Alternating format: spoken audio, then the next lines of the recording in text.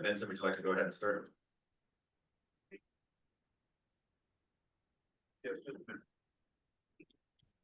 Yes.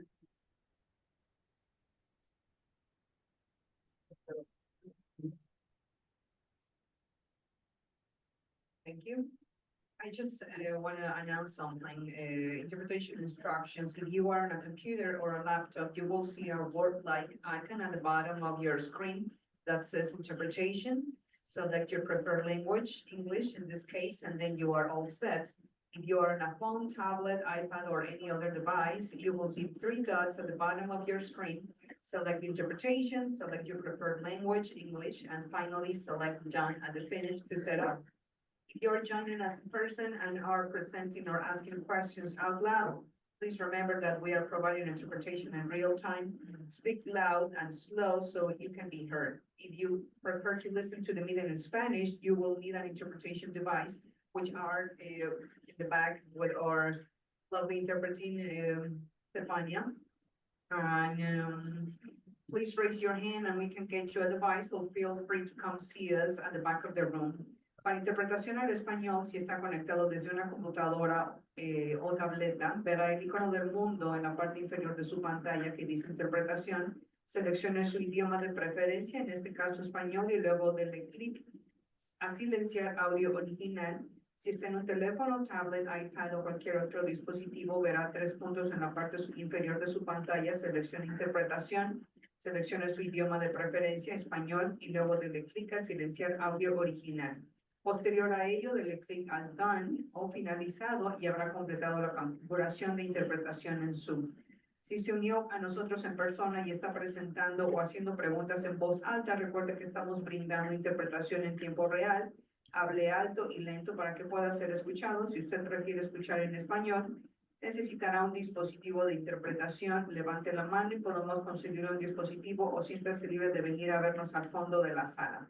Just a reminder for the speakers, please speak loud and clear. And when we are going to ask you to speak slow, we're gonna say slow or raise your voice, even though you are, no, we're not talking to you, we are just make signs with our hands. Thank you.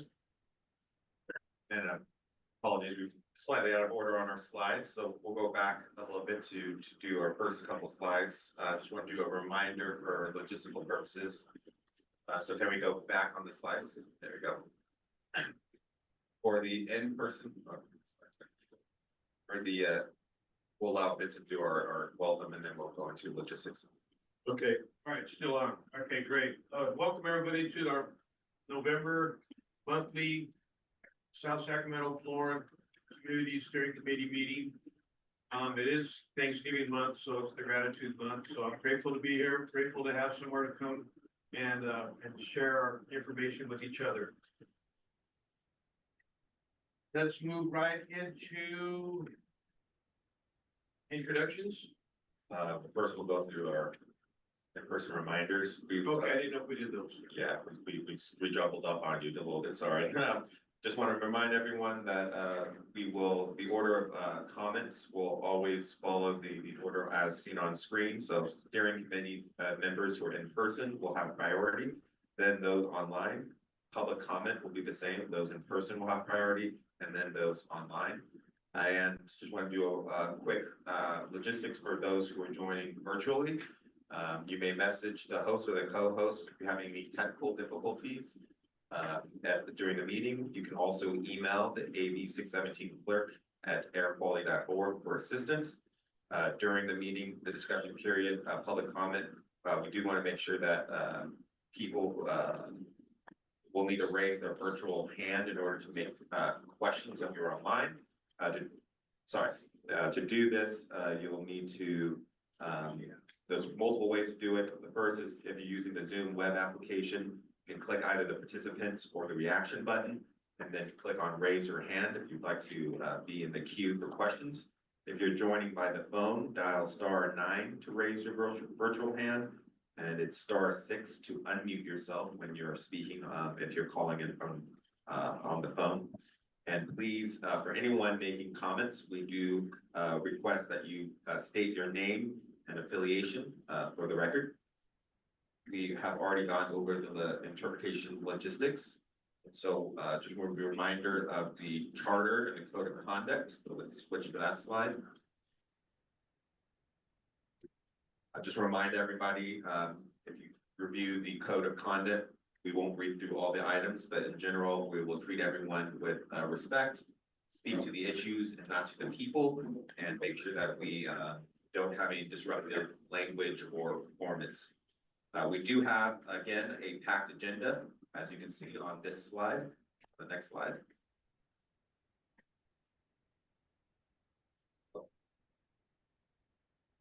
Second.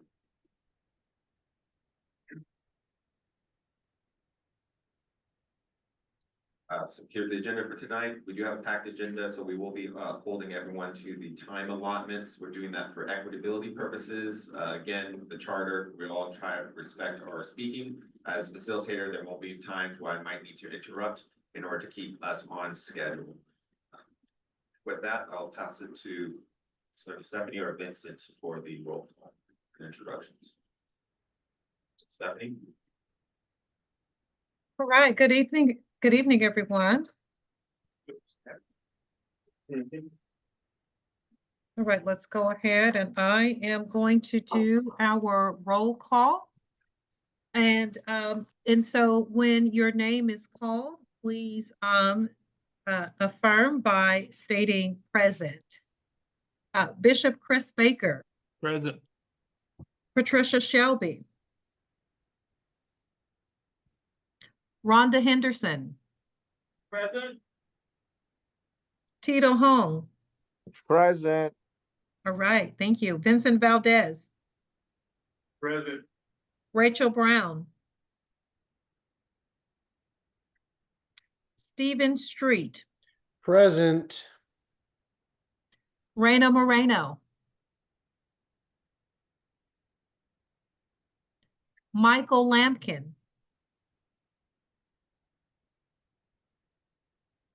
Richard Falcone. Richard Lincoln. Present. Barry Boyd. Here. Morgan Brown.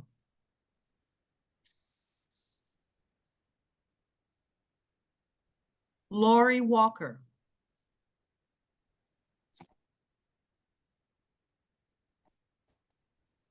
Roberto Rizzo.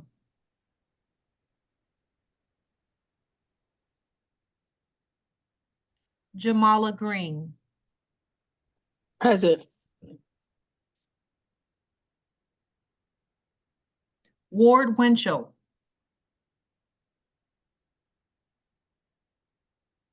All right, thank you. Are there any steering committee members that are present that I did not call your name? I do see Lori Walker on Zoom, so just another opportunity, Lori, to say if you're present.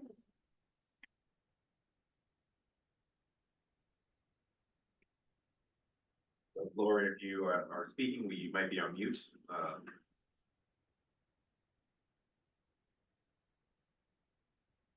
You can always drop information in the chat if you are present, but having issues with your mic. All right, I'm going to go ahead and ask for the district staff. And so let me see how I'm going to do this. I'm online. So district staff, if you're in the room or online, if you are in the room, if you can please raise your hand when your name is called. If you're online, you can say present. David Yang. Here. All right, thank you.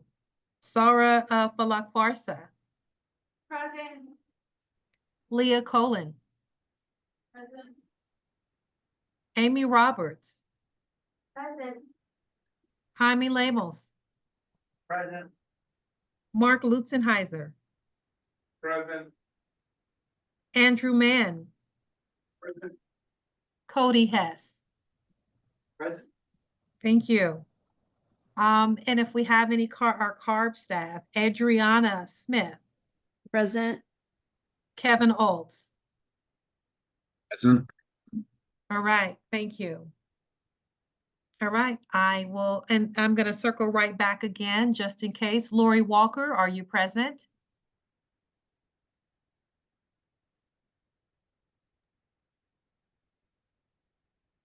All right, turning it back to See you. Thank Lori you. coming off mute, but maybe her audio isn't working, but I think she's here. Okay, thank you. Thank you very much. So for the purposes of quorum, we are moving forward with, we do have 9 present. And we have Lori, we will list Lori as absent until we have some confirmation. I can go ahead and message Lori. I did already. Okay, and then also wanted to flag that we do have 2 additional district, staff members. If they would like to. Choose stuff. And then we have Angela, online. All right, thank you for that. Thank you, Sar. Appreciate that. So with that, we do have a quorum. We will now move on to our next agenda item, which is agenda item 1B, which is any community events to share. 30 seconds each. Was there any one in person that has any community events that they'd like to share? Yes, Chris Baker Sorry, here. before we do that, let's open up a moment for public introduction for the public. Anyone from the public present who'd like to introduce themselves, please again start with your name and affiliation. Hi there, Adrian Rand, Family Vision. Glad to be here. Perfect. Anyone else in person from the public that would like to introduce themselves? Seeing none, is there anyone online from the public that would like to introduce themselves? Please raise your hand and we will get to them in the order that we receive. Are we showing any public hands raised online? Seeing none, we will now move on to the agenda item for special announcements or community events. Is anyone in person that would like to provide? Seeing none, anyone online, please raise your hand. I see one. Go ahead.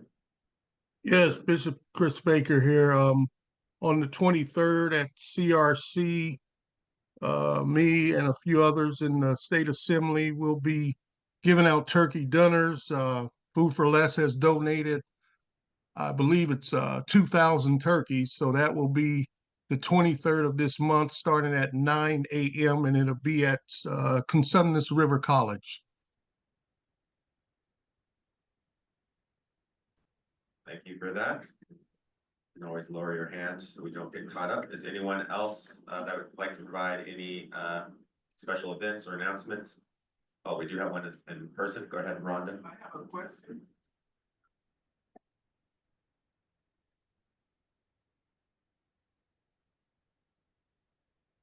I have a question to Chris Baker. What part of CRC will that event take place? That's a big question.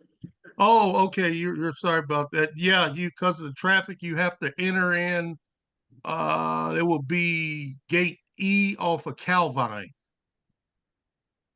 They'll have the signs out there and everything, but mainly you enter in at gate E off of Calvine. Thank you. And Barry, go ahead. Thank you. Hey, Chris, you said that's this Saturday. Is that the Stephanie Nguyen turkey giveaway? Yeah, the 23rd. The 23rd. Yeah. And what day? Oh, that is Saturday, right? Yeah, next Saturday. Oh, Right is it on. this Saturday? No, this Saturday. Yeah. Yeah, this Saturday. This Saturday. Yeah. Yeah. Okay, I was wondering what she was talking about. Okay, thank you. Just making Uh, sure there wasn't 2 of them. Yeah. Right. Thank you. Any other special events or announcements? Seeing none, we'll move on to, oh, go ahead. I'm just getting some, feedback online about videos going in and out, so just a reminder for everyone in person to speak, loudly and possible. Understood. Is that better? Moving on to the next agenda item, administrative items. A, approve meeting summary. Go ahead, Stephanie. All right, thank you. Okay, everyone. And so our next item, of course, is the approval of our meeting summary. That information was included in your, it is currently in your packet and it was also sent out ahead of time. This is going to be the approval of the Monday, October 28th meeting, where we discussed a number of items, including the support for Saki JC, are partnering with Valley Vision. There was public comment that was also received during that meeting. And so, and we also had a data presentation by Leah Colin. And so all of that information is noted in the meeting summary. And so I will put it out to the steering committee if there is a motion to accept our Monday, October 28th meeting summary.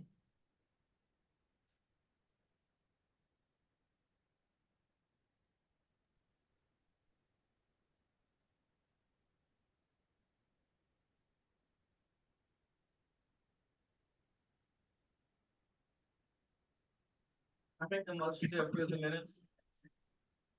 Second. Correct. All right, I heard a motion. Did I hear a second? Yes, Vincent. All right, thank you very much. Okay, so we have a motion, we have a second. We will take a quick vote on that. And this vote is on the motion to approve the October 28th meeting summary.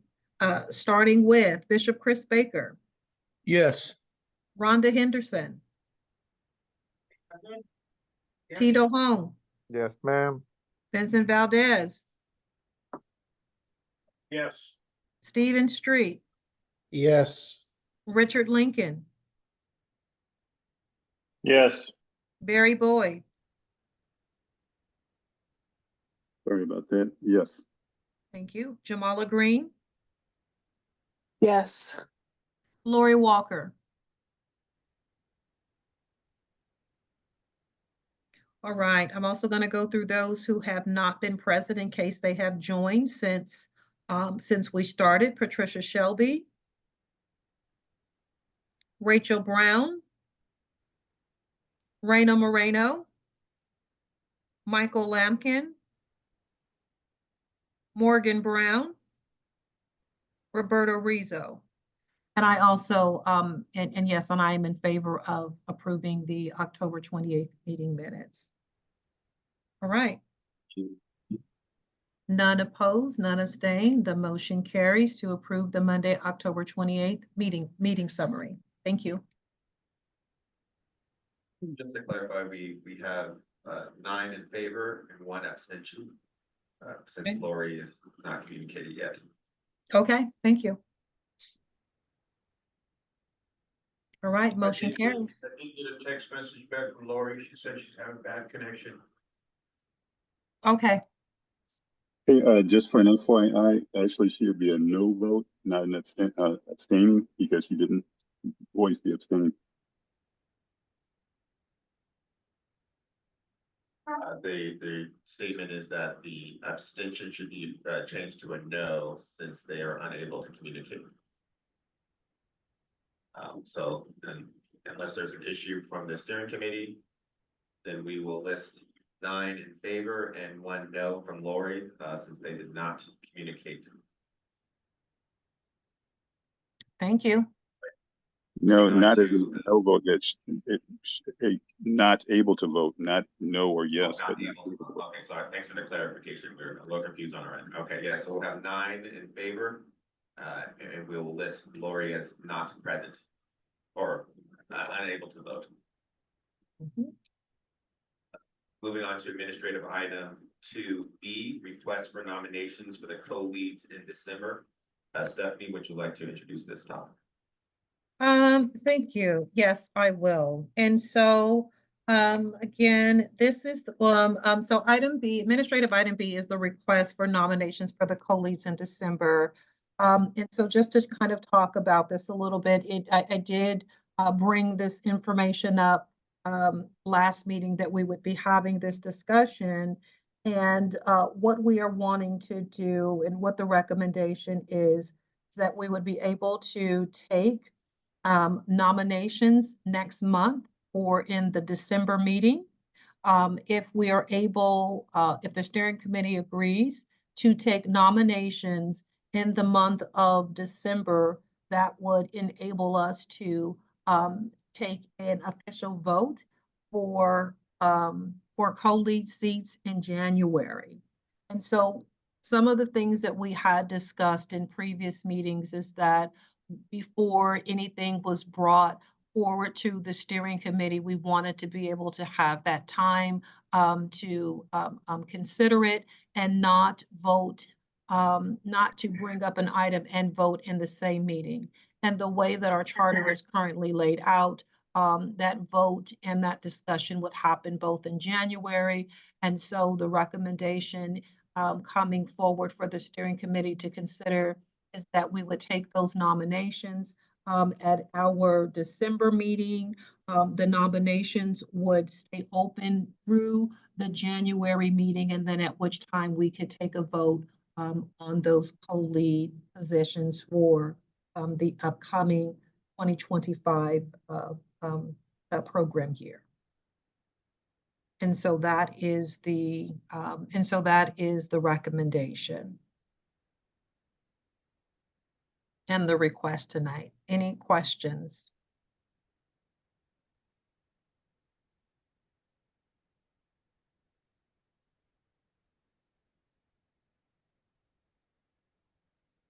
All right. All right, so hearing no questions. The administrative item is to include on the December agenda a vote to allow for nominations to be opened for the new steering co-leads for the January meeting to take place in December, as well as the vote, or as well as those nominations being accepted and being opened through the January meeting as well. Moving on to the discussion item 3A, air monitoring equipment information. David, would you like to go? All right. Next slide, please. And Andrew. Yeah, so to help with the discussion of finding new monitoring locations, we thought it'd be a good idea to bring to review the monitoring objectives that were established in the camp. Right, this, this is something to consider when you were looking at new locations. So for one, for the first one, right, there were concerns about emission from cars, trucks, and traffic. So it's monitoring for traffic related pollutants. For the next objective, concerns from different emission sources, stationary sources, mobile sources, things like that. So it's determining which sources, the source categories, the emissions are coming from, and where those are contributing significantly to the port air quality in the nearby area. Next slide, thank you. Another concern was how does this impact our sensitive receptors like our schools and opticals, right? So, and another monitoring objective was determine the air quality at sensitive receptors and where air quality changes by season and locations for these, and where air quality changes by season and location for these sensitive receptors. And the third was to increase air quality awareness in the community by making the air quality information available. Next slide, please.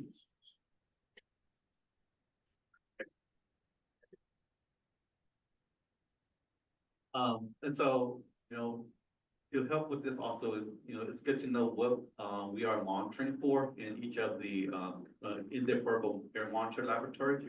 So here is a list of pollutants that we measure. It includes, PM2.5 or particulate matter with micron less than 2.5. We also are looking at the different species of PM, the metals, ionic compounds, organic carbon, elemental carbon. Next slide, Andrew.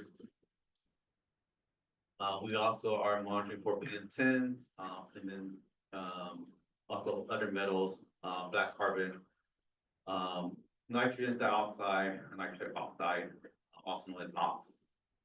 Next slide, Andrew. Ozone, VOCs, and also meteorological conditions like wind speed, wind directions, temperature, humidity, and pressure.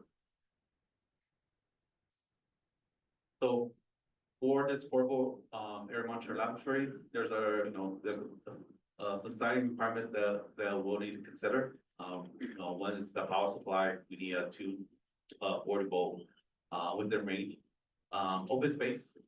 So there's no obstruction of air flow into the monitoring equipment, or the monitoring, units. Somewhere safe and secure, on level property.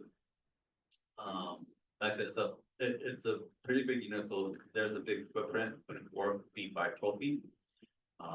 And they're able to access on a daily basis, right? And, they're, most likely we'll need a contract to establish, with the property owner. Next slide, please. Another option, that we could do simultaneously, is, what we're calling the standalone monitors, which we use in our phase 2 monitoring. These are smaller units, that we could put out, it doesn't require to have any electrical, power. So it measures, PM 2.5 or PM 10, in the different species, of PM, metals and those things. Black carbon and then VOCs and just the different species of VOCs. Next slide, Andrew. Like I said, these are smaller units, right? So the footprint is smaller. We'll need like a 3 by 3, 3 feet by 3 feet. And then the other criteria, safety and security, open space, data access, and a contract to be able to have version to be on the site. And with that, I'll pass it to Vincent to go over the different proposed locations, monitor locations. Okay, does anybody have any questions about the monitors that we just looked at? Before we move forward, I do. the standalone monitors are considered the phase 2 monitors? Okay, just want to make sure everybody knew that the phase 2 monitors that we use during phase 2 are the standalone monitors. Okay, so everybody here has a map of all the different locations and sites of the, suggestions from the CERP subcommittee and the community that was at, members who were at the meeting on what locations to put our, air monitors. So in regards to the corporation, the city corporation yard on 5730 24th Street, we have yet to make contact with them. I don't know if the air district has, but I know the steering committee, nobody has been able to meet with the, city on that site. So at our CERP subcommittee meeting, we decided to move that one to the back. And possibly if we get an opportunity to monitor or, monitor at that location, we'll look at that at a later date. So at our CERP subcommittee meeting, we proposed that we move the monitors to Southgate Veterinary Hospital, which gave us permission to put a monitor there. We're also looking at Sac Valley Truck Stop, which is on the corner of Stockton Boulevard and Mack Road. Chacon Elementary School, which is on the other side, on the east side of Franklin Boulevard from the Southgate Veterinary Hospital. And another suggestion was to put a monitor at La Familia Maple Neighborhood Center. So in deciding these locations, they were all close to where the phase 3 monitor was at the Fern-Bacon School. And so it would give us a good opportunity to get, and I don't know the scientific name, but we can compare the monitoring at these locations compared to the data we received from the Fern-Bacon School, because they're close to each other. But I think the benefit of the Southgate Veterinary Hospital will be on the west side of Franklin Boulevard, closer to the industrial complex that is right there off of Franklin Boulevard and upwind of all the different activities in that area, as well as the train tracks. So that was one of the benefits of Southgate Veterinary Hospital. Sac Valley Truck Stop, we heard some discussion on, well, if we were to put a monitor there, there would be a good opportunity we would most likely get diesel fumes and also the portable generators that are used to keep those trucks warm during the evening. And so just being a person from the community, I thought that would be a great idea, a great place to get that kind of information, that data that is of the amount of contaminants that are generated at that site. But I was informed, or I learned that some of the monitoring we're doing is for locations that are away from there to see how it impacts the community. So I'm not a little confused, but I like to be it right there where it's at so we can monitor where the contaminants come from and maybe address it there in the surface somehow, some way. So I don't know if I confused anybody, but we're looking at La Familia Maple Community Center, Southgate Veterinary Hospital, which gave us permission to put a monitor there, Chacon Elementary School.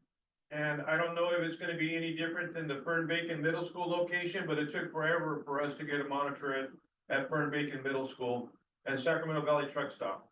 So are there any questions on the locations or any suggestions or comments?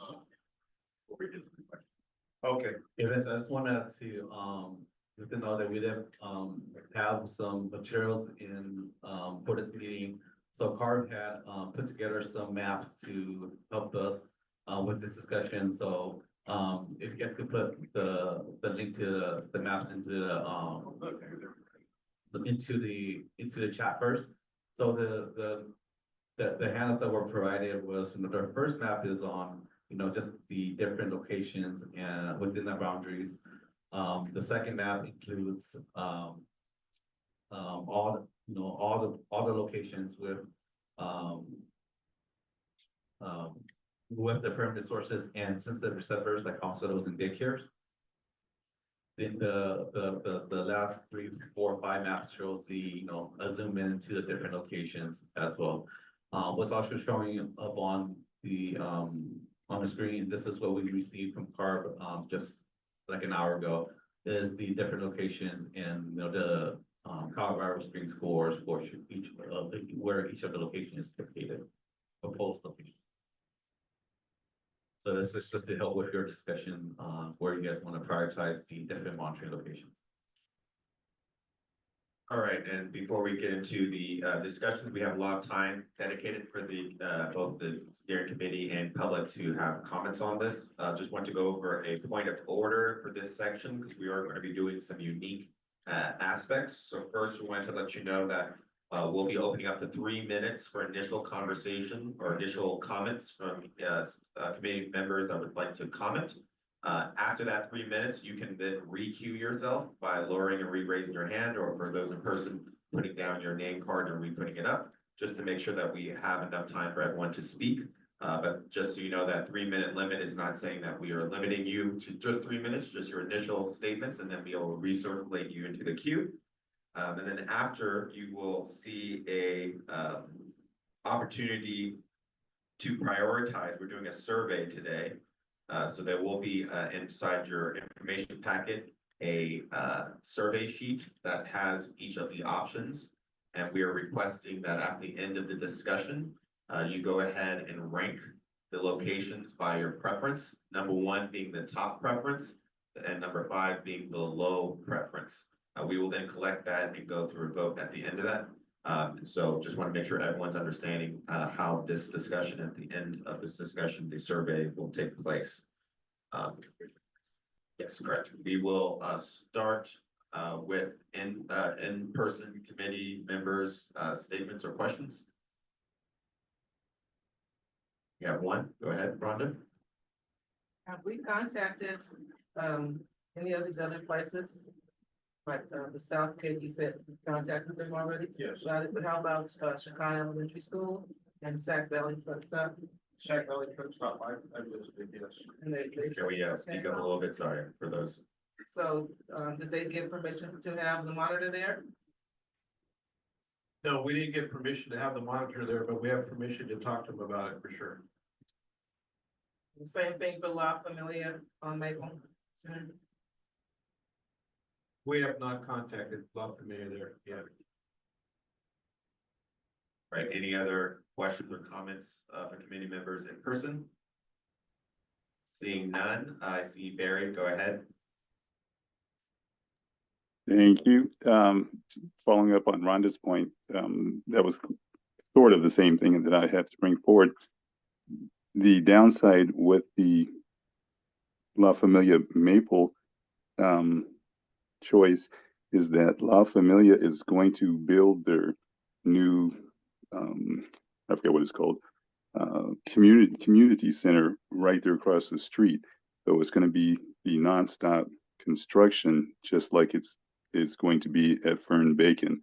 So my thoughts, that would be a place we would not want to put it, because we're just moving it out of construction desks right into another one.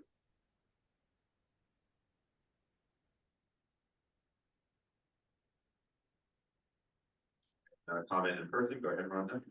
Yes, you mentioned that you were gonna put the City of Sacramento corporate yards on the back burner. Can we bring it forward? No? What was the reason? I've been asked to leave the city corporate yard twice, the 2 times I've been there. And so, we don't have any, access there. I know the Air District, works with the, they have 2 cars there and a rideshare program. But, as far as the community having access there, no, we haven't. And my information for request has not been answered by the city or the people that are helping us to do it. So Hi, we this is- decided to move that one backwards. And I don't know why it's on the survey, but we thought it would be option later on down the road after we did some monitoring somewhere else, if we can get that site back up. Was there a question Yeah, from did I somebody hear a on the question online? online? No, this is Richard with Southgate Rec and Park District. I don't mind. I can talk to Vince and Stephanie offline after the meeting or whatever. I can reach out to the Park and Rec director. She used to work for me at Southgate, and see if we can get access to the courtyard there with the parks folks under general services. If you guys would like me to see the feasibility for that for the courtyard there. Thank you. All right, any other questions or comments related to the locations or the options for the air monitoring locations? Again, if you're online, raise your hand.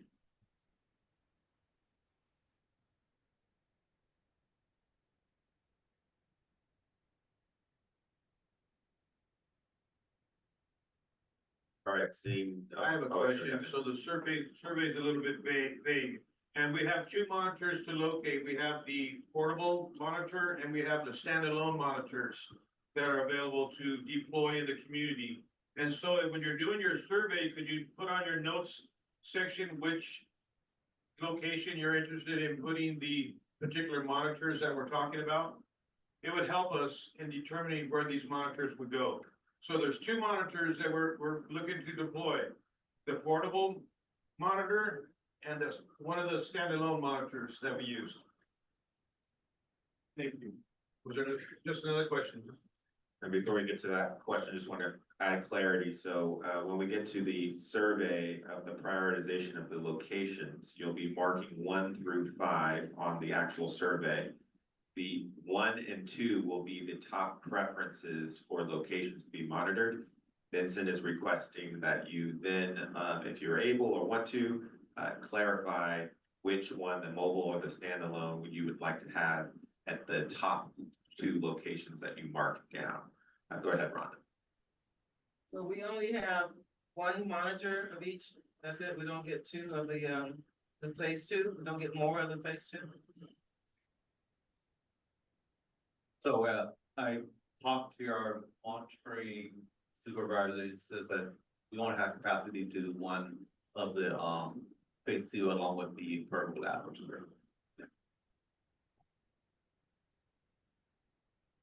Vincent or Rhonda, do you still have questions or comments or? All right, any other comments or questions online? I have a comment. Go ahead, Leon. I'm with 97.5 radio here in Sacramento, Community Relations Director. But as a citizen coming in at this point in time on this particular or these particular projects, will you give a recap this evening? The 50,000 view of what's transpiring, or are we way past that?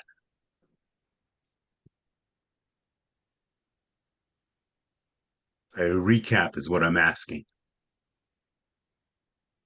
Last month we had our data presentation of the Mhm. monitoring that we've done in the community. And it is online. I know that's kind of an easy way to say it, but it is online at the Air District's website. But, Okay. if you can, reach out to either me or David or someone at the Air District, we could definitely get some information to you. If that would be helpful. That A would be recap helpful. today Is that, we've been monitoring in South Sacramento for the last, 3 years or 4 years. And so, we started with the phase 1 monitors, which were, the smaller monitors that helped us teach locations for the standalone monitors that we have now that we're talking about. And we put those out in South Sacramento in 5 different locations. And from that data, we determined where to put our phase 3 monitor, which is the portable monitor. And so it's been at Fern Bacon for 18 months, close to 18 months, and it's retrieved a lot of information. So now we're looking for an opportunity to put it into new areas in our community and for other sites. And we have resources for till the end of 2025 to do that. So that's just a quick recap. Okay, and I appreciate that. And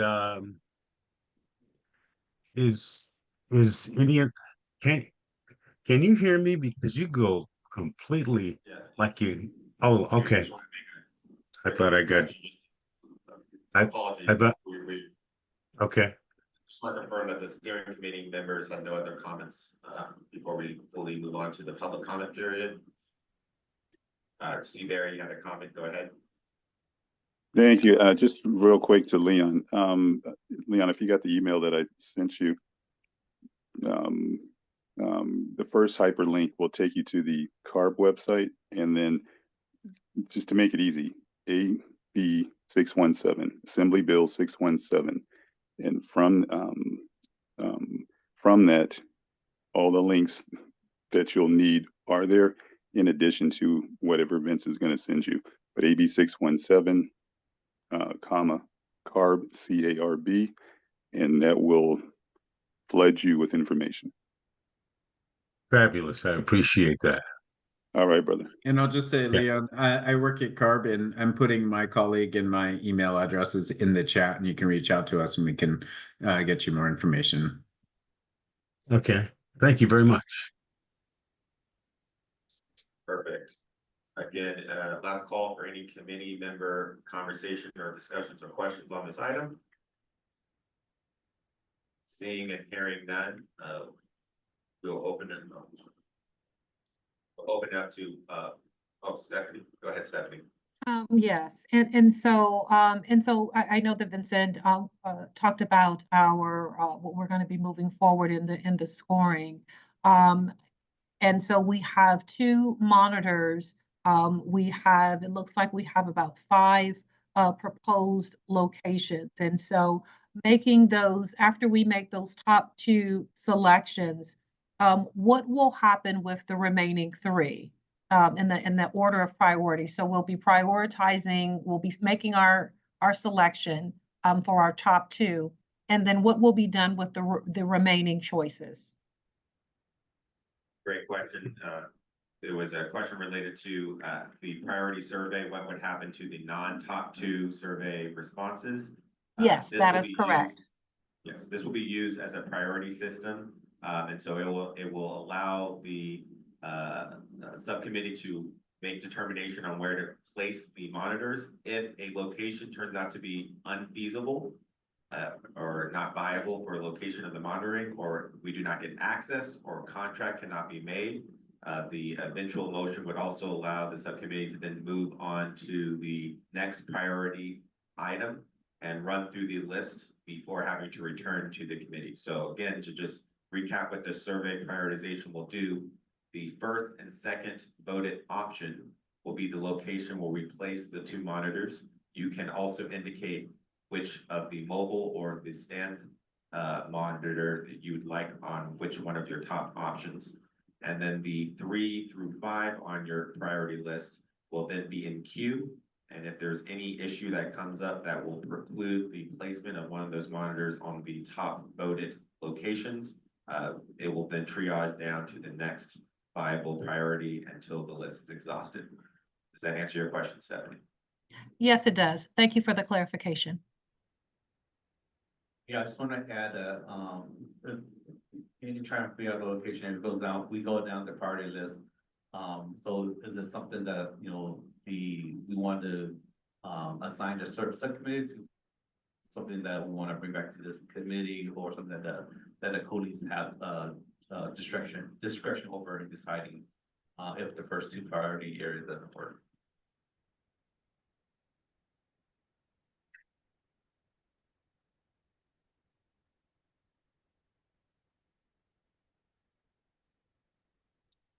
Go ahead, Rhonda. Somebody suggested that they could go back to, the city. And they asked if we want them to, they'd be glad to. You wanna answer that? I would like to see them go back to the city, of Sacramento Corporate Yard, see if we can approach them.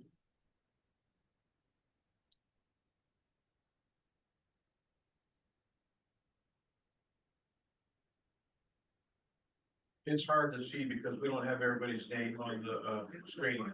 Yes, so Hi, this is Richard. I will reach out to the city, to my contact, and I will get back to the group. Thank you. Richard has agreed to reach out to his contact. Any other comments by the steering committee on this point?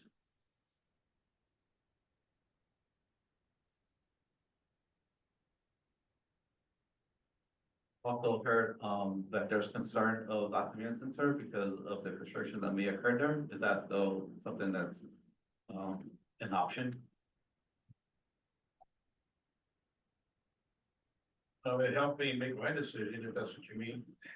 Yeah, and so just to let everybody know, I heard the discussion that maybe it'll go back to the CERT committee so we could reprioritize the ones that didn't make the list. And so, just so there's not very much confusion on what the CERT subcommittee did choose, we chose the Southgate Veterinary Hospital as a location because we have permission to put a monitor there. And time, just to remind everybody, time is of the essence of this. The more we kick it around and we try to float it around to another location, it's gonna be 2025 and we'll be in March or February already. And so the monitoring for black carbon is down. And so we're already not in that window. And so the prioritization of South Sacramento Veterinary Hospital was decided by the CERT subcommittee and also the Sac Valley Truck Stop. And then we had a suggestion for La Familia, which we just heard that they're gonna, well, and we all know there's gonna be a lot of construction. And the Chacon Elementary School. And the CERT subcommittee decided that the city of Sacramento Corporate Yard would be just a option later on down the road after we did, if we had time to monitor anywhere else and it became available. So, thank you.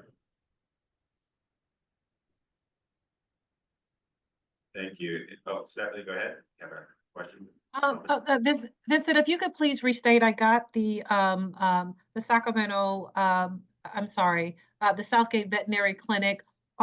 Did you indicate that that was the option 1 from the CERT subcommittee? Is that the recommendation? Well, it was the most available and ready to negotiate with site that we did determine. And it is east of the train tracks and of the industrial complex that's right there on Franklin Boulevard, which all that area would impact Chacon Elementary School. And then it would be a perfect location for us to get the data from Fern Bacon Elementary School and compare it to the data if we were ever to get a monitor in place to get data at the new location at Southgate Veterinary Hospital. Okay, so, and then what would be option 2? And what would be the option 2 recommendation coming from the subcommittee? It was, well, it was Sac Valley Truck Stop because that was been an area of concern for the community and the steering committee for a long time. Okay, Then there was suggestions for La Familia Maple Community Center, which is a prime location for, contaminants as well. And then the Chacon Elementary School. So, okay, okay, thank you. I just needed that clarification. you're welcome. Any other comments or questions from the steering committee? If not, we will now open up for public comment on this discussion item. Any public comment? We have one. We're limiting public comments to 30 seconds. A reminder to please use your name and affiliation and to also speak loudly so that those online can hear you. Yeah, thank you. This is Adrian Wren with Valley Vision. I don't think you guys should be, excuse me, canceling any of the locations out. I think this is pretty straightforward exercise of, doing a survey, looking at the information that's come in, seeing where, you would like to see monitoring, and then that enables the district and the CSC and others to go down the list in that order, negotiating with each of these groups. So I guess I would encourage you guys not to think about who's easiest to negotiate, but just, rank the list of where you prefer to have the monitoring deployed, and then let the folks who have those relationships and have the ability to have those conversations go down the list. Thank you. Any other in-person public comments? Seeing none, are there any online public comments? Please raise your hand.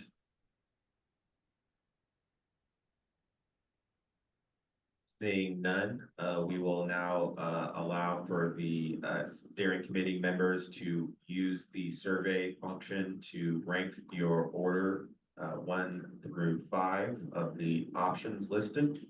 For those online, you can direct message your preferences to either Elizabeth or Sarah.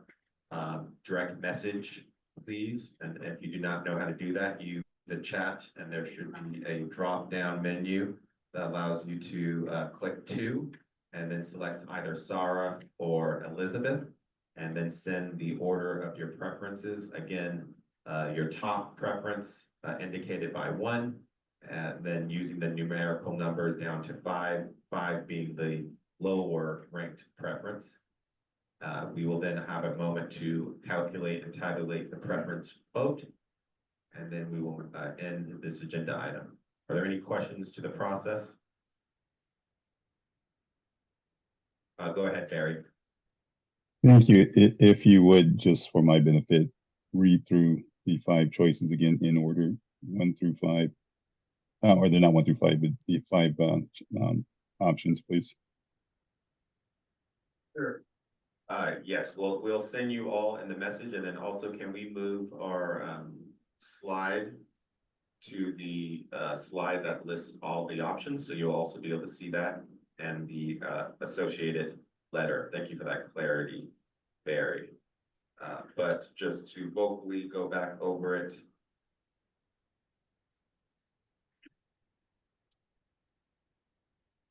Option A is the Sac Valley Truck Stop. Option B is the Southgate Veterinary Hospital. Option C is La Familia Maple Community Center.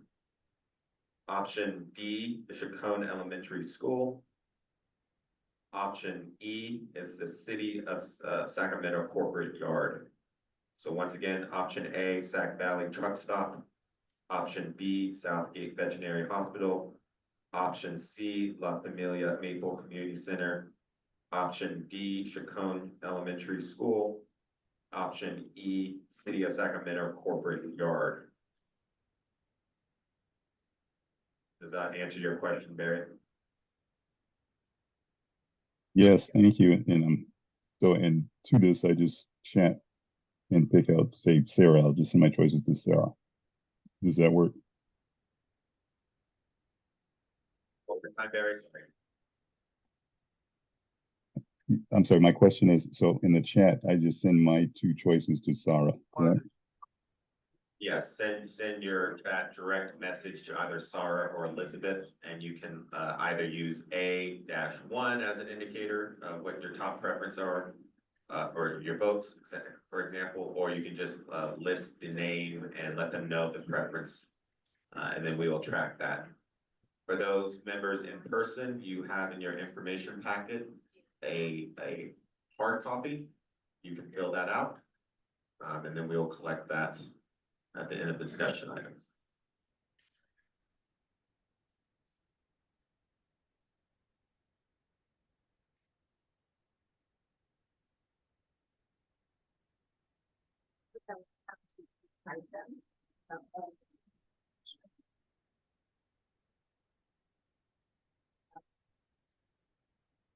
That's what.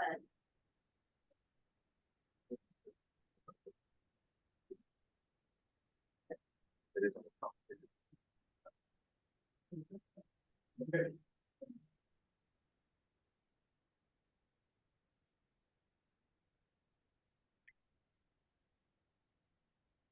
I have a question of the process. So is this considered we're voting on this right now? It's not a vote. This is So is just this a, an action item?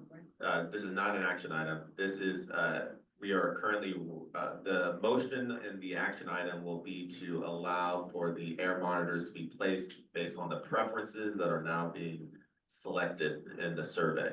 And so we are doing the discussion item, survey. After that, we will close out the agenda item for discussion. We will then move to the action item, which will have the motion to allow for the locations to be placed based off of this preference sheet. Thank you.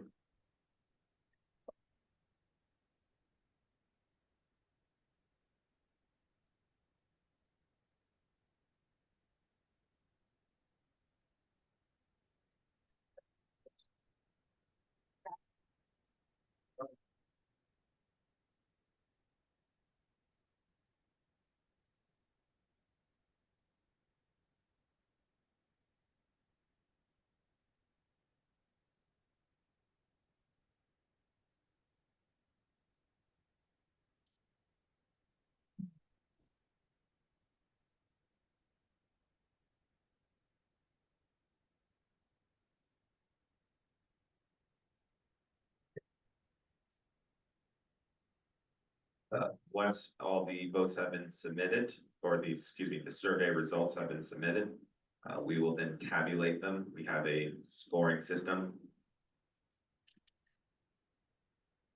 I'm still working on it. Yeah, no rush, no rush. All members can take time. If you wouldn't mind, when you are online and you're done with your, just raise your hand so we can start seeing who's still needs time.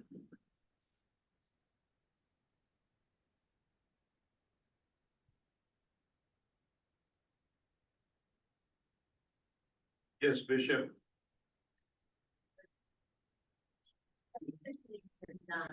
Oh, all right. All right. Hey, you got anything else to share, Bishop, while we're waiting? No. Anybody have anything they want to talk about? Air district, community? No? Okay.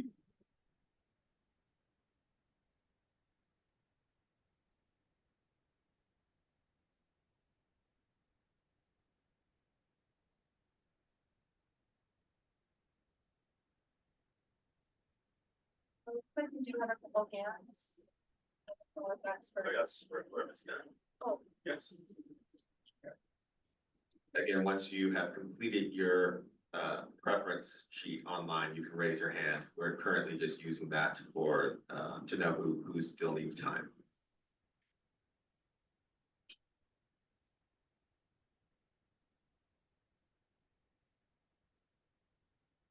Well, while we're waiting, you have anything for outreach? When's your next meeting?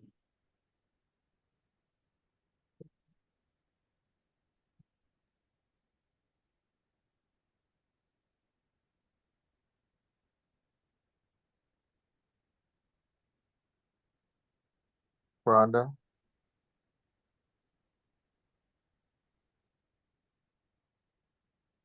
The outreach, steering committee has a meeting coming up on the third Wednesday, which will be 20th. Not, can you hear me now? Okay. I just wanted to say that the outreach steering committee, subcommittee, will be meeting on 20th at 6 o'clock via Zoom. And you should get a invite by tomorrow, so you can get the Zoom link.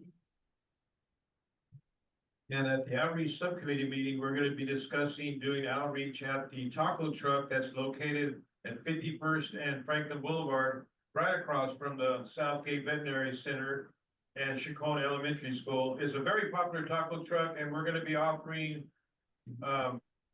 2 tacos for everybody who takes out a survey there. And so we hope to get a lot of people there. And it would be nice if we had some steering committee members there as well, especially Spanish-speaking ones.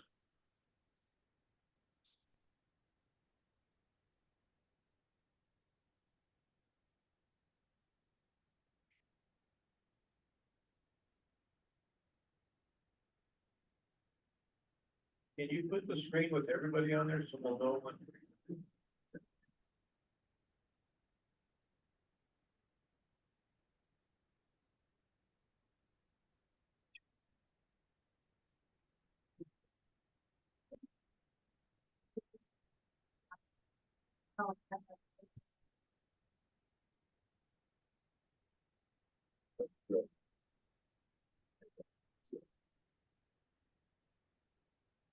Sarah, Lori said she's trying to direct message you. Yeah, I'm talking. Okay.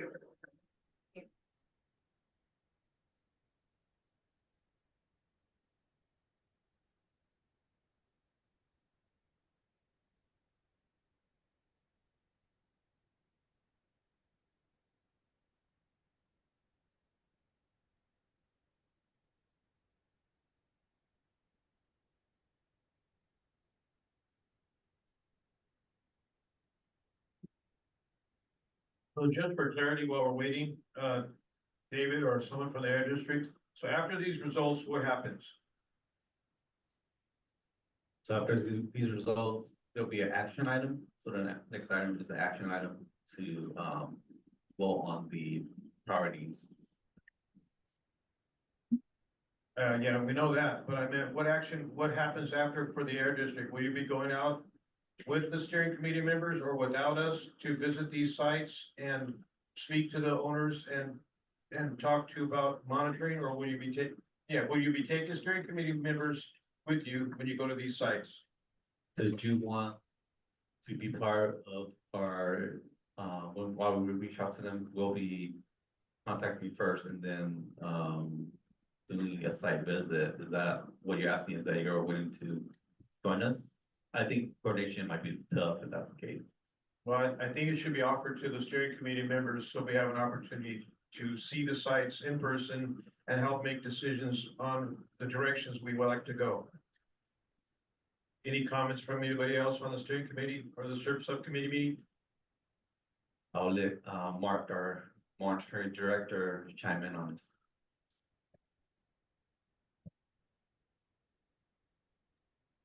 Yes, I'm thanks, Rick. absolutely with Vincent on that. Whoever does want to go will come at the same time, have a discussion, look at what we're looking at. Barry, Those did you who have a don't question? Sorry, I thought I heard someone speaking online. I didn't want to speak over them if they were asking a question. So Vincent, what we certainly can do is we could always just reach out and let you know when we are finding out the time.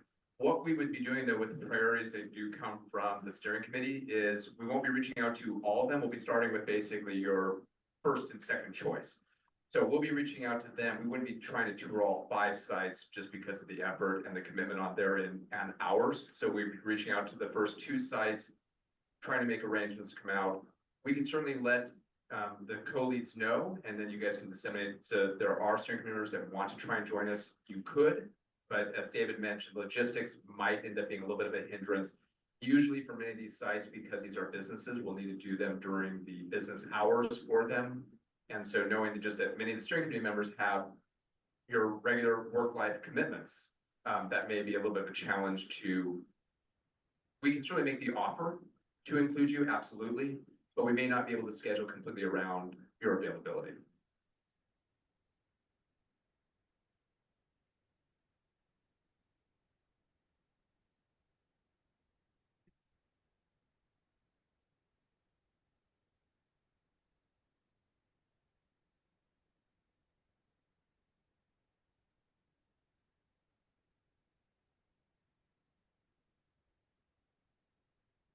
Hey, Tito, did you do the survey? I haven't, Vincent.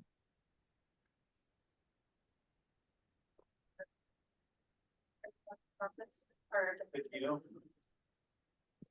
Can you hear me, Vincent?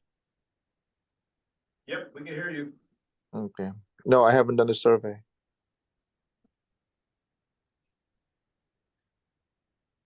Tito, I did receive your direct message with your ranking. That's what, I believe you're referring to as the survey, Vincent, is that correct? Yes. See, I thought that was a trick question, Vincent. See? Okay, yeah, I did that like an hour ago. Hey, put your hand up.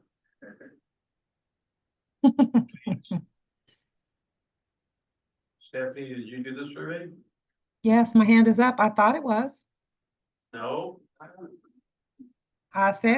put my hand up. Okay, my hand's up. It was up. It must have went down. I promise you I saw it. Gary, did you do the survey? Barry's hand is up. Yes, Lori's. Sorry. You get Lori's. Tito's hand is up. Barry's hand is up. Bishop Chris Baker's hand is up. Jamala Green's hand is up. Richard Lincoln's hand is up. Jamala Green? Is your hand up yet? That should be like a song. Huh? Sorry, that was for the survey. Can we This is just, Steve get Street. I Lori's? can't figure out how to put my hand up.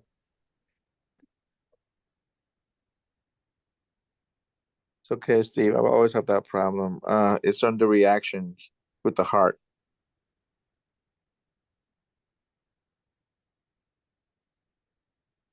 Perfect. Thank you.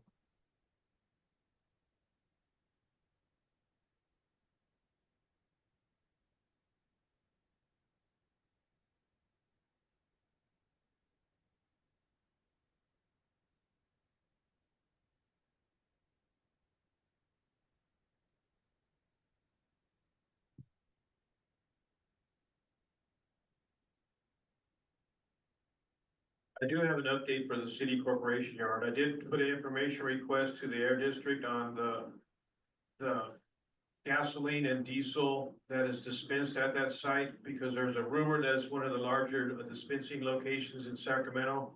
There's 350 gallons of gasoline dispensed at that site each year. But the air district doesn't track the diesel usage there, or what is dispensed there. And so last time I was there, I took a picture of the diesel truck filling up. And so some of the things that happen at that site, it has a very old, so all the gas stations all around there have new pumps, but that site has the old ones. And so these are the things that can be looked at throughout our area, not only just at that site, but anywhere else. So I'm just talking because there's nothing going on. Amy, could you tell us why there's no diesel? Well, Why we don't track it there? well, just for edification, we do have the results of the survey if you'd like us to go through that. All right, I guess. All right, so thank you all for your patience. There is a little bit of a behind the scenes process. Appreciate your patience. The results came in. The preference by rank is option A, received the top vote. Option B received the Sac Valley Truck Stop as the top vote. Option B, the Southgate Veterinary Hospital received the second. Option D, Chacon Elementary Schools 3. Option E, City of Sacramento Corporate Yard is the 4th. And option C, La Familia Maple Community Center received number 5. So the action item will be for the subcommittee to move forward with that recommendation. With that, we're closing the discussion item on this point. Everyone online, you can lower your hand. Thank you very much, unless you have a new question. agenda item 4, action items. A, new air monitoring locations. The motion would then be to allow the subcommittee to place the air monitoring based off of the survey responses. Stephanie, or Richard, is that a question?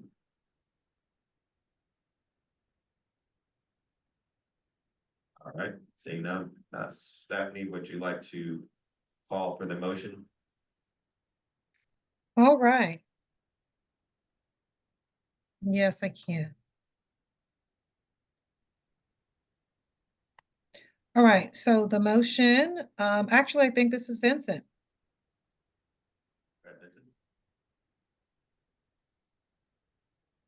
Could you rephrase the results for us more? So the motion would be reading, The motion would read to allow the subcommittee to place the air monitors at the locations based off the preference sheet. The preference sheet results were that the top 2 options were option A is number 1, Sac Valley Truck Shop. Number 2 is option B, the Southgate Veterinary Hospital. Option D is Chacon Elementary School. Option E, the 4th option, option E is the City of Sacramento Corporate Yard. And finally, the 5th ranked preference is option C, La Familia Maple Community Center. and did any of those selections include the type of monitor to go with those locations? We received that on to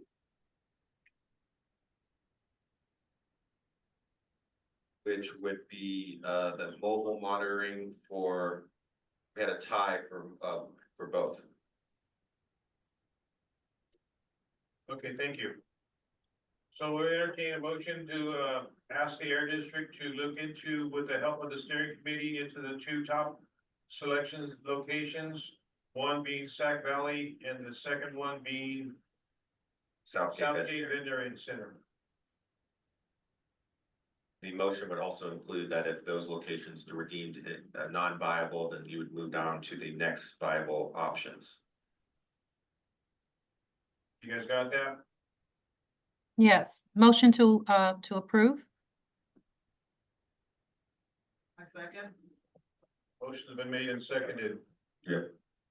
I just wanted to confirm that I have the correct order, to put in the chat for members to refer to.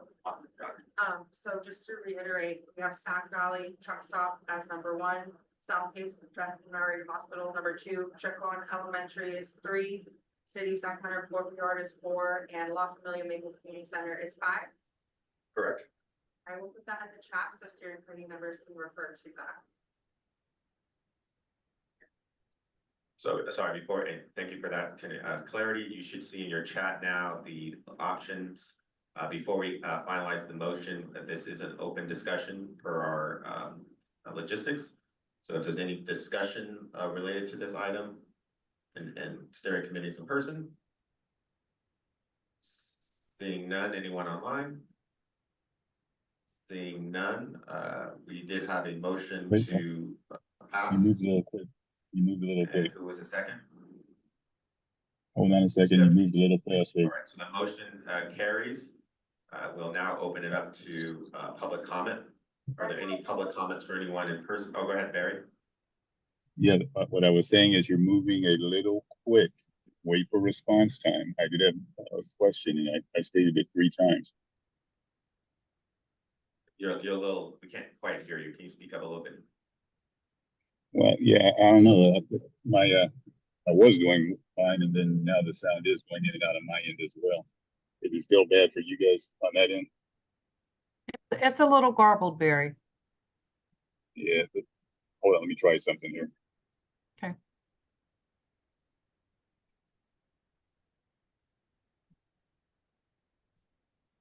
How about now? Yeah, that's Much clearer. better. Thank you. Fantastic. The I was gonna say, to Vince, following up on Vincent's question in regards to, because it didn't click when I was doing this survey, giving my choices to place which monitor with what choice, but just using common sense, I'll use that word.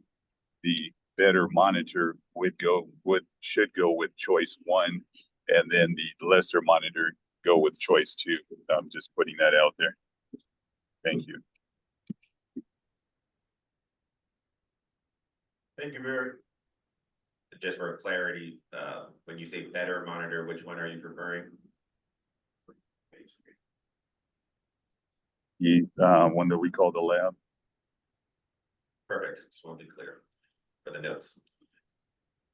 Yes, so the unless any steering committee members have any issue, the request is that the motion would allow for the top ranked choice to receive the phase 3 monitor, and the second ranked choice receive the static or stand monitor. I make a has motion. carried. Yep, I make a motion to approve as restated. Okay, thank you. Do we have a second for the restated motion? Second. Perfect. Barry, is that a legacy hand up, or do you have another question or comment? Legacy, my apologies.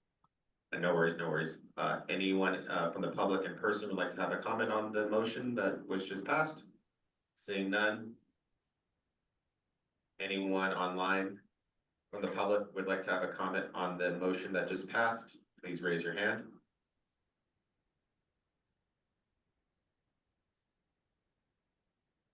Seeing none, we're ready to move to a vote. Vincent, would you like to take us through that? Sure. Stephanie Williams, Yes. Stephen Street, Sorry about that. Yes. Bishop Chris Baker, Yes. Rhonda Henderson, Yes. Barry Boyd, Yes. Tito, Huang, yes. Tito Wong, Lori Walker,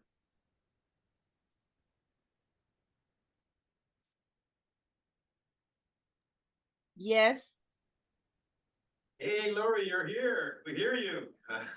Welcome. Hello. Okay, now I'm all confused where I'm at. You're on the list twice anyway. Jamala Green, Yes.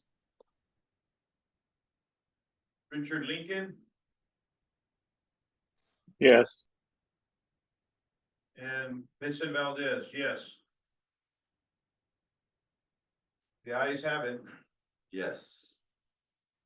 We have 10 yeses, no nos, no abstaining. The motion carries. Our next action item is to recommend new steering committee member application. Stephanie?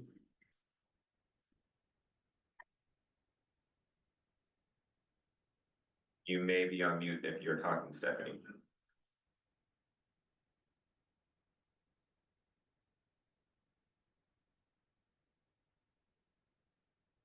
Can you hear us, Stephanie?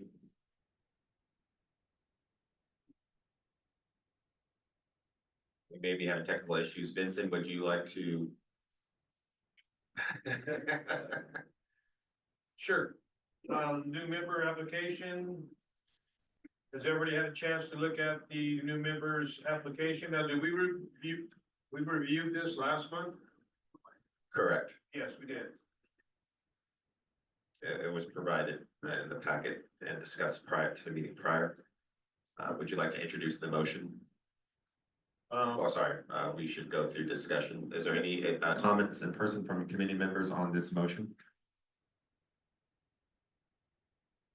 Seeing none, are there any virtual comments from steering committee on this motion?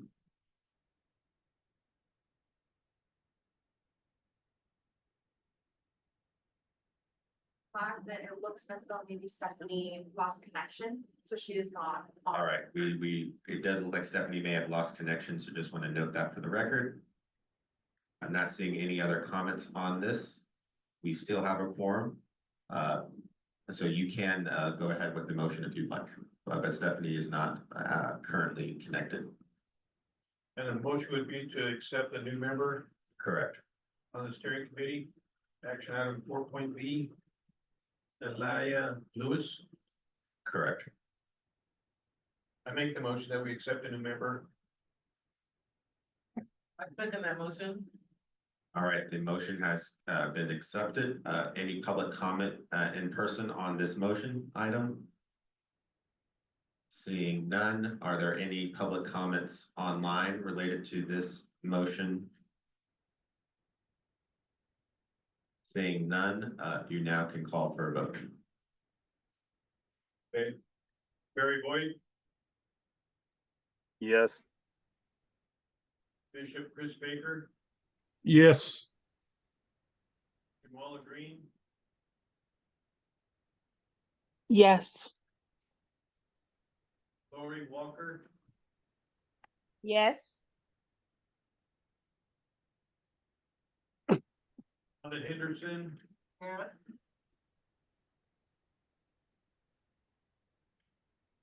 Richard Lincoln,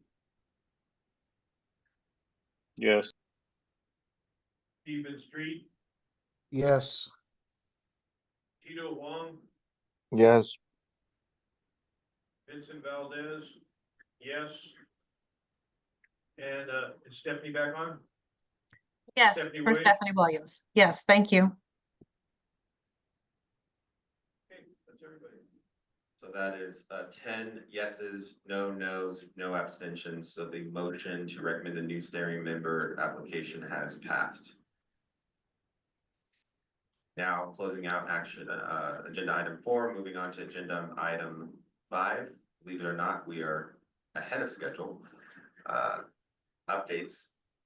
A, outreach subcommittee, any updates? I gave them earlier, we're meeting on the 20th at 6 o'clock. I don't know if we can hear you. Okay. We're meeting on the 20th of this month at 6 o'clock via Zoom. You should expect a Zoom link invitation by tomorrow. Thank you. Any questions for Rhonda and the outreach subcommittee?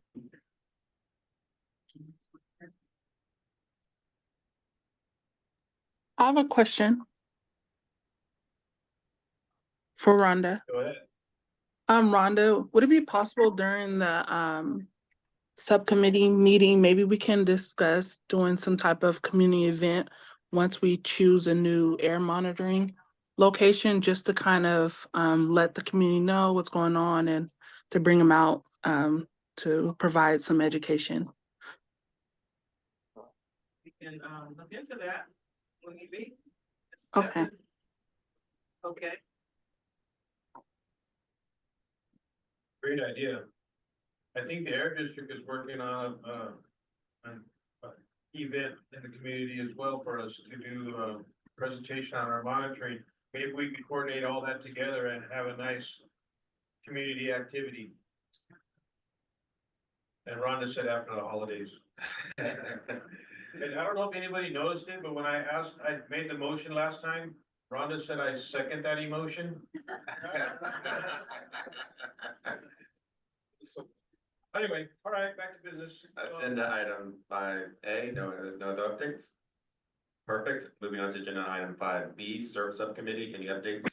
The search subcommittee, we did talk a lot on the locations for the new locations for the air monitors. And so there's a lot of discussion. We're talking about moving into the new SERV boundaries, as well as possibly moving into, doing all the different outreach, education, and informing people of what we've been doing in the community, but also engaging the community. And so these new locations are in our existing areas because that's where we did the monitoring already. And so finding out how we can get all the data that's been collected through the different organizations and different events. The Air District did some mobile monitoring outside of our old boundaries. And so we're gonna try to coordinate all that data, look at it, and hopefully get it at a event in the community so we can all get together and get a better understanding of what we've done and where we're going in the future. And so there's been discussion over there at our search subcommittee meeting on potential, CERT projects. And so we have a list of, ones that we've talked about, over the last year now. And so, and it's not, I said it like that, but we've been working on it in advance of getting the CERT designation. And so we've been talking about these things for a while now. And so we're looking forward to moving into the next phase of, evaluating some of the different projects that have gone in the community at the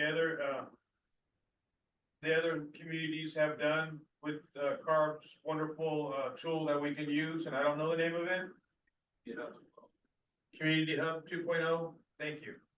And so I strongly suggest that all the committee members go to that Community Hub 2.0 on CARB's website, and maybe Kevin can put it in the chat for us, so that we can get an idea of how some of those CERT projects started, what their goals were, and how they accomplished them. And I'm sure there were some that were accomplished and some that maybe had struggles. So we need to learn both of those things to look at both of those things, so we can learn maybe on how we can get our projects either fast track, and I'm trying to fast track everything, I guess. So just, moving forward. And so we're looking at different projects. Some of the community members have suggested tree planting and traffic decongestion on Calvine Road over there by Cosumnes River College. And also, I've talked about the truck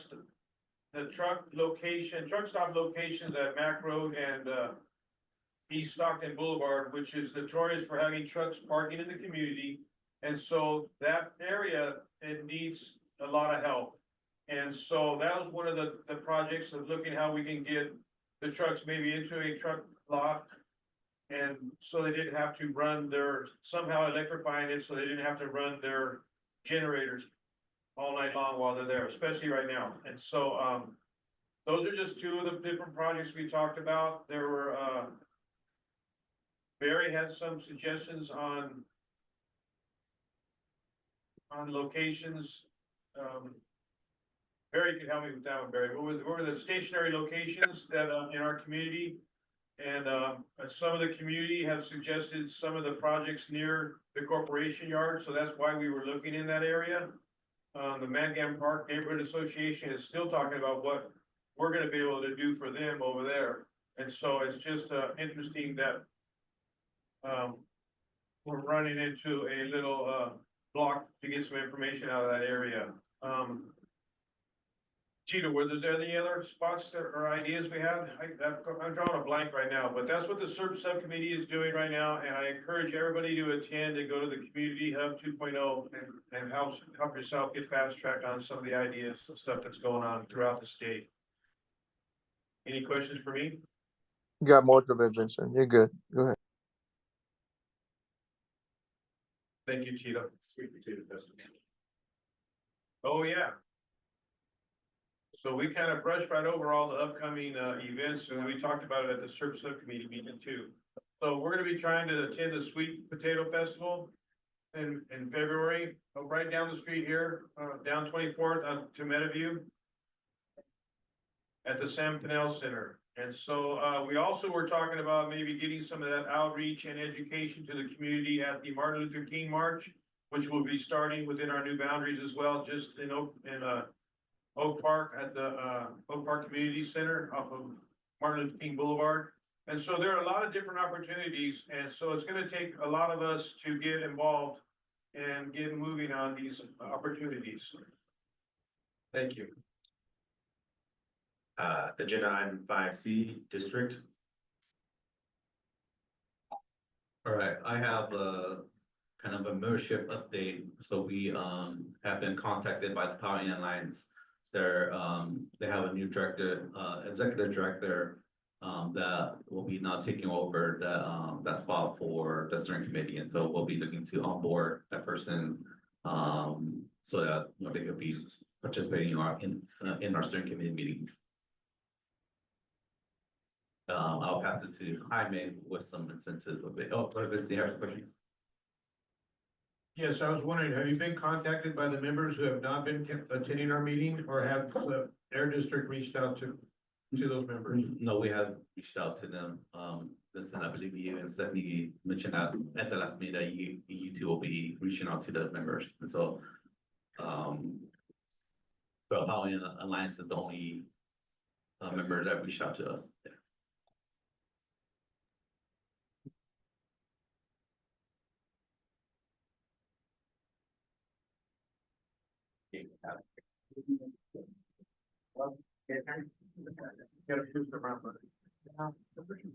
Good evening, everybody. I'm Alumni with the Sac Metro Air District.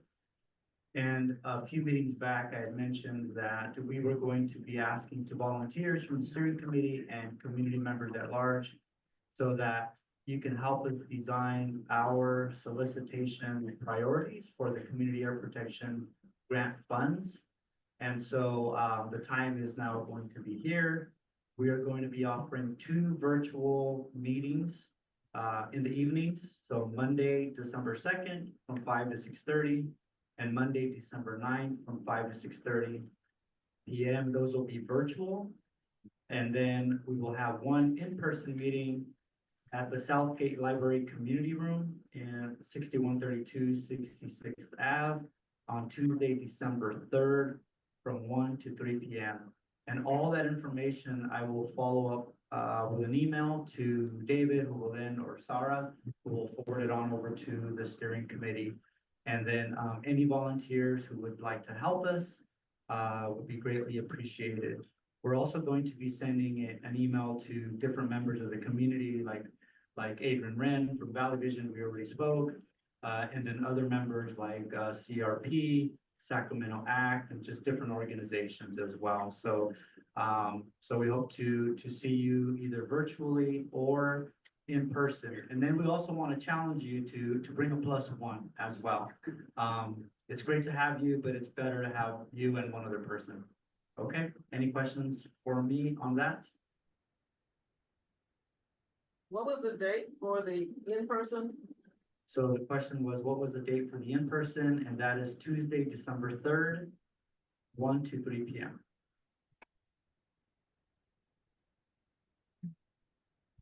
And will we be making decisions there on the priority projects, or what will we be doing there? So the question is, what will we be doing there? What type of decisions will be made there?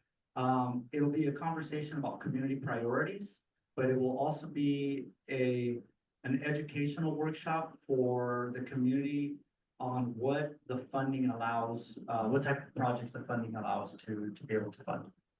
Yeah. And will you have a map available to us to see where the last year's funding went to? We can have a map for you, yes. Thank you. Yep.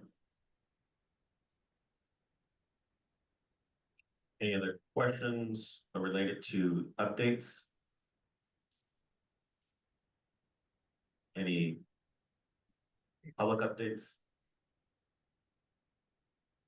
Seeing none, all right, we can move on to our agenda item 6, new business and upcoming meeting topics. Is there any new business that would like to be discussed or brought up?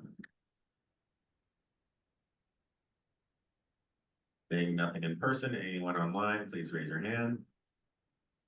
All right, I'm trying to get my hand raised. All right, go ahead, Stephanie. All right, and just for as a new business, just wanting to remind the steering committee of the nominations that will be taking place at our December meeting. And so for those of you who are interested in being a co-lead or would like to recommend a new co-lead for the 25 program year, just to be thinking about that. Having those considerations ready so that when we come together in December, you can make those nominations. And so that's it. Just wanting to make that announcement. Just clarifying that during the December meeting, we will have a vote to allow for nominations to take place. If that motion carries, Stephanie is requesting that everyone is prepared to be thinking about those nominations, and also if the motion carries, the nomination window both in the meeting and online and offline, people can make nominations up until January. If that motion in the December meeting does not carry, then all nominations will need to be reserved for January, where the vote must also take place per bylaws. Go ahead, Bishop. Yeah, I have a question. I don't know if anyone at CARB staff can do it at the next meeting on the topic, because it's a confusing uh, um, issue with CARB. It's out there that they're submitting a bill and it's potentially going to raise gas prices here in Sacramento. So can someone at the next meeting explain that to us as a committee? Because most folks here drive to various locations we have to be at, and then to share it with the public, because I've already been approached. Well, aren't you part of that where they want to raise the gas prices? I say, no, I'm not. So I think it's on CARB's behalf to explain that some type of way that we're not part of that, or just explain to us as a whole so we'll know what to say if someone asks us about it. Hi, Chris. Hi, this is Adriana. I'm from CARB. We did have a board hearing on the 8th of November on this item. And what I can do is I can go ahead and circle back around to figure out what the latest update on this is, and what came about, and then I can provide that sort of information to you and the CSC. Yes, that'll work. Okay, I'll follow Thank up. you, Adriana. Can you send me no, I'll just follow up through David, and then we can make connections that way, and he can send you the information that I will provide. That'll work. Okay, sounds good. Just want to clarify, because the next topic areas was just our next meeting agenda recommendations for the next meeting topics. Bishop, I heard in your comment that you were requesting that CARB could provide a presentation. Are you requesting that now still or not? If they can, or if she just want to do what she said, Adriana, follow up and get that information and email it to us all, whichever works better. I will go ahead and look at the information and see what makes more sense, and then depending on that, I'll go ahead and follow up. Okay, that's good. Excellent. Yes, David, we're opening up for agenda topic, a recommendation for our next meeting, and David has one.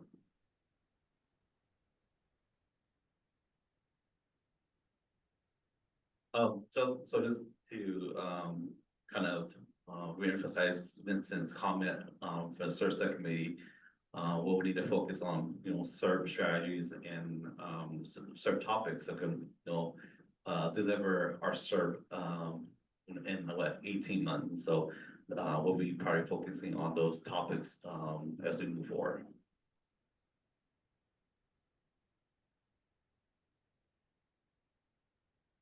And I believe Stephanie already made mention about the December elections request. Are there any other comments from the steering committee? Start in person. I see you, Vincent.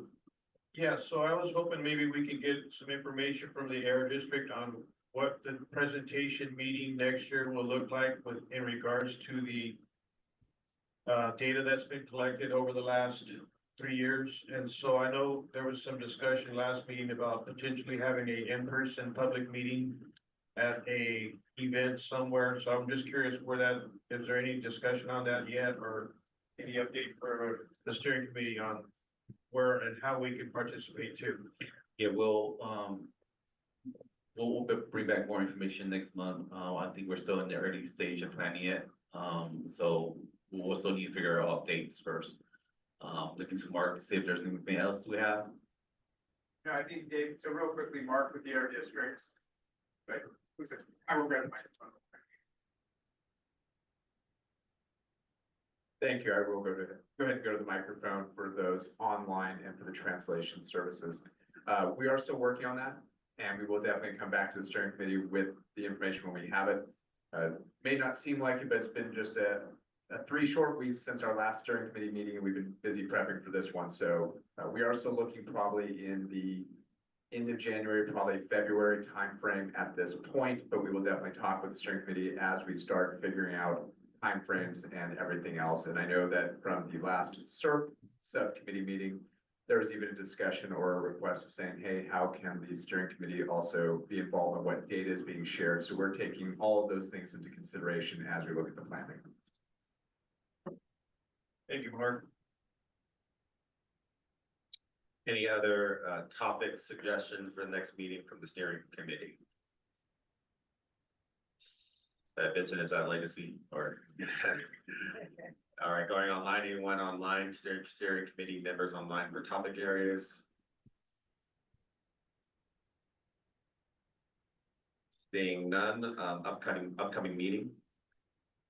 Yeah, so we'll be back here, December 16th, in this, digital pathway at Farm Square. We have it reserved for next month if it works for everybody. It seems like it's fine. We will, we figure out some interpretations, logistics to make sure that works, but better than that, we believe there isn't any issue, so we look to be back here next month. All right, with that, we close out our agenda item number 6, new business and upcoming meeting topics. Go ahead. Last thing real quick, in regards to upcoming meetings. I keep forgetting about this part. Upcoming meetings, understand folks, we are in the CERB, that's what we're doing now. We need everybody's focus and attention to attend the subcommittee CERB meetings. Period. It's not just end of the month. We are putting the CERB together. We need everybody in attendance in the CERB meetings. There's no other way to say that. Thank you. All right, with that, closing out agenda item number 6 and moving on to agenda item number 7, public comments. Are there any public comments in person? We have a public comment in person. Please state your name and affiliation. And we have time, so I'll let you know if there's any issue there. Sure. Adrian Wren, Valley Vision. So I think I heard someone mention the MLK March that is happening in January. So I happen to be involved in my neighborhood association up in Oak Park. And we always serve, we do the first mile, starting at the Oak Park Community Center. We always serve coffee and hot chocolate starting at 7:30 a.m. for all those folks who are early marchers. So we'd love you guys to join us at our table. Already planning on being there. It'd be a lot of fun. So consider that an open invite. And then number 2, just wanted to thank you guys again for the partnership on the community air grant. We submitted that on Halloween, a day early. And I'm looking forward to hearing back about that. As a reminder, that would be a partnership between Valley Vision and the CSC and the Air District to boost our outreach and activities of the committee, et cetera. I believe I shared some pertinent info with you guys about the grant, but I still owe you guys what was actually submitted, so I'll get a folder over to you guys soon. And I invite CARB to add anything to this, but I think they actually have quite a while to review applications. I'm pretty sure they have till like March 2025. So I invite Adriana or others affiliated with CARB to add any detail. If you guys really are going to take till March to review, that's okay. So that's the update there. Thank you. Thank you. And- Any other public comments in person? Not seeing any public comments online, please raise your hand. This is Adriana. I just wanted to comment that I don't have any updates on that for Adrian. So, but just wanted to mention that. I think we're having a little hard time hearing you, but it sounds like you're just saying that you don't have any updates on that. That's correct. Okay, perfect. We have a comment in person.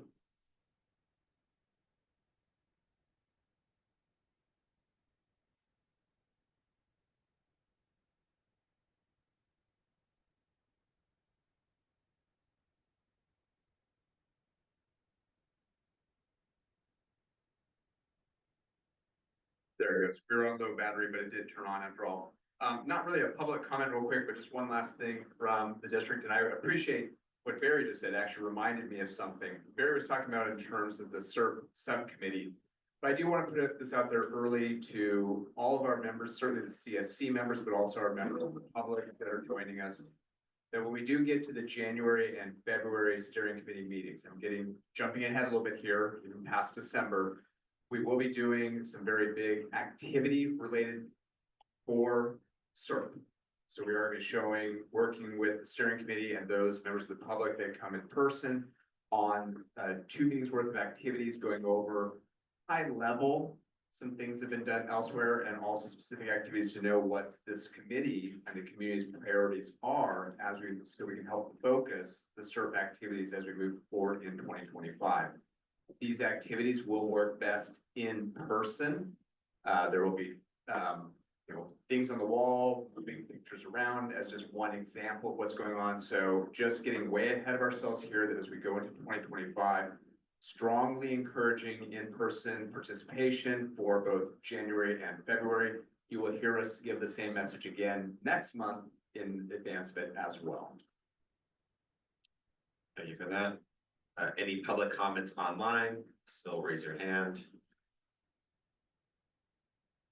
Seeing no public comments online, we do have an additional public comment in person. Go ahead. Thanks. Adrian Brandon with Valley Vision again. I forgot to mention something. So as you guys know, we're working through a separate community air grant that has been part of our work for several years now, called Sacramento Neighborhoods Activating Air Quality. And actually just this week are opening up a grant portal for clean air projects in the 3 neighborhoods that we've been working in. So as part of our current community air grant, we're funding clean air projects in North Sacramento geography, the Oak Park Fruit Ridge area, and the Meadowview area. And as you guys know, the Oak Park Fruit Ridge area and the Meadowview area are overlapping with the CERP and the AB 617 South Sac boundary. So I'll be sharing materials with you guys. I should have printed stuff out, but I'll be emailing over some assets that you guys can share with your networks. And please encourage your friends and neighbors to secure some funding for clean air projects if they're interested in doing tree planting activities or mobility activities or other things that reduce emissions in the neighborhood. So thank you. Thank you. We have another comment in person. Testing. Here we go. This is Jaime, the Sacramento District, and Adrian reminded me, well, we have CARB folks online. I know that at the SNAC meeting that we had with Valley Vision and the Air District, we talked about the opportunity to co-fund with community air grant funding and the projects that Adrian mentioned through the project portal, but also with cap AB 617 funding that we currently have, Adriana. So is that an opportunity to co-fund since you're here online and putting you on the spot? Yeah, you are putting me on the spot. But that's okay. Yeah, you know what? I just want to make sure I understood your question. So you're wondering if community air grants can be co-funded with the AB 617 funding, like with cap incentives? It's yes. Yes, okay. Yeah, so let me get back to you on that. We've had some discussions on that. I just want to make sure that I'm providing the correct information. And so let me go ahead and get back to you on that by the next CSC meeting. That way I can present it to the whole CSC as a whole. Great, thanks. Vincent, legacy, or do you have a comment? No,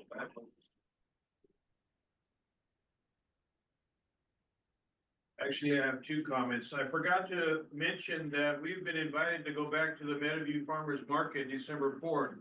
They're having a 6-month anniversary on December 8th, Sunday, December 8th, and we're happy to have us there. They want to know if we want to come back, and I just sent the email to you, David, and Janice. And I just want to let the steering committee know that it's in our communities right down the street.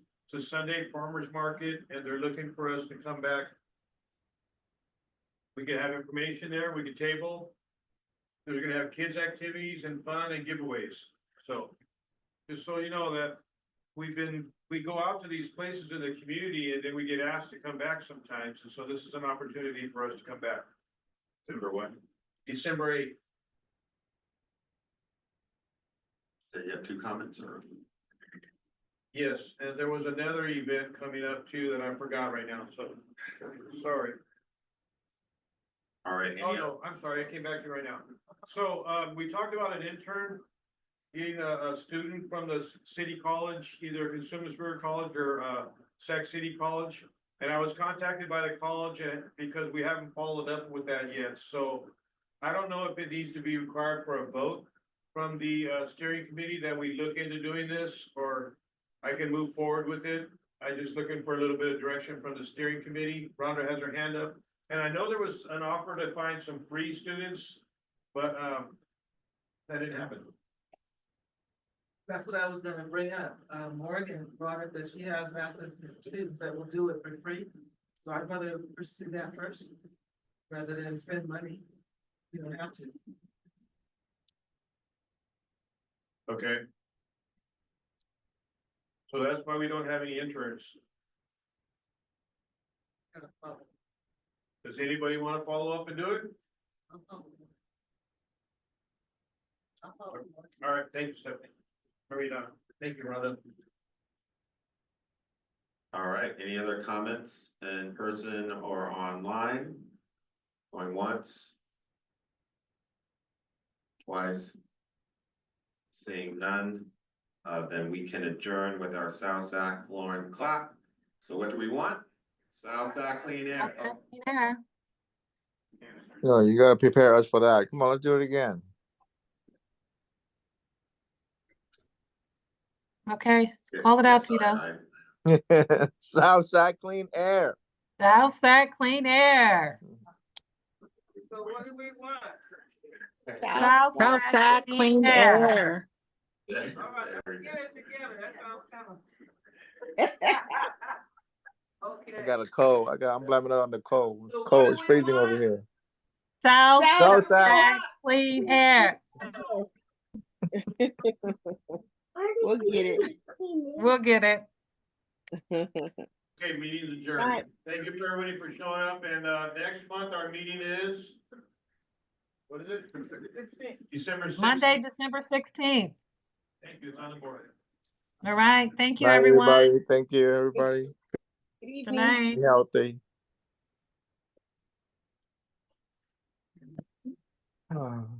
Every month, I got that community meeting.